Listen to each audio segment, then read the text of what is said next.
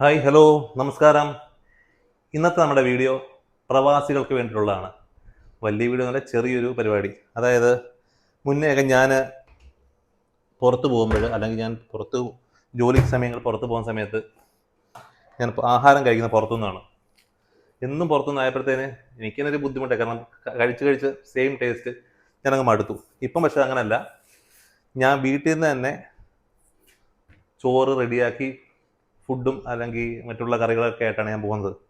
അതിപ്പം ചോറ് വെക്കുമ്പം ഒറ്റയടിക്ക് 2 ദിവസത്തേക്ക് ഉണ്ടാക്കി വെക്കും ഞാൻ. എനിക്കിപ്പോൾ ഏകദേശം ഒരു ഗ്ലാസ്, പിന്നെ ഒരു 1/4 ഗ്ലാസ് കൂടെ അരി ഇട്ടിട്ടുണ്ട് ഞാൻ. ഓക്കെ, എളുപ്പമുള്ള മെത്തേഡാണ് കേട്ടോ ഞാൻ പറഞ്ഞു തരുന്നത്. അത് നന്നായി ഒരു 2-3 വെള്ളത്തിൽ ഞാൻ കഴുകിയെടുക്കും. എനിക്ക് ഏറ്റവും വലിയൊരു ബുദ്ധിമുട്ടെന്ന് വെച്ചാൽ ഈ ചോറ് വെക്കുന്ന പരിപാടിയായിരുന്നു. ചോറ് രാവിലെ വെച്ച് എങ്ങനെയാണ് രാവിലെ റെഡിയായിട്ട് കൊണ്ടുപോകാൻ പറ്റുന്നതെന്നുള്ള രീതിയിൽ ഒരു ചിന്താഗതി ഉണ്ടായിരുന്നു. അപ്പോൾ അതിന് ഒരു പരിഹാരമായിട്ട് വൈകുന്നേരത്തേക്ക് ഞാൻ അരി ഇടും. ഞാൻ വാങ്ങുന്ന അരി പാലക്കാടൻ ഉണ്ടമെട്ട റൈസാണ്. ഈ ഒരു മെത്തേഡ് ഏറ്റവും കൂടുതൽ യൂസ് ആകുന്നത് പിന്നെ റൂട്ടിൽ പോകുന്ന സെയിൽസ്മാർക്കാണ്. അതായത് ചോറ് വെക്കാൻ വേണ്ടിയിട്ട് വെളുപ്പാങ്കാലത്ത് 5 മണിക്ക് എഴുന്നേൽക്കേണ്ട ആവശ്യമൊന്നും വരുന്നില്ല. ഇത് കഴുകിയിട്ടുണ്ട്. കഴുകിയ ശേഷം ഉണ്ടല്ലോ, കുക്കർ എടുക്കുക. ഇതിൻ്റെ 3/4 ഭാഗത്തോളം വെള്ളം എടുക്കുക. വാഷർ ഞാൻ വെച്ചേക്കുന്നത് ഫ്രീസറിലാണ്.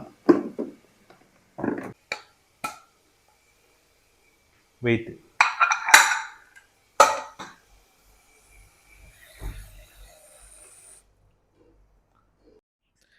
ഈ കുക്കറിൻ്റെ 3/4 ഭാഗത്തോളം വെള്ളം എടുത്തിട്ടുണ്ട് ഞാൻ.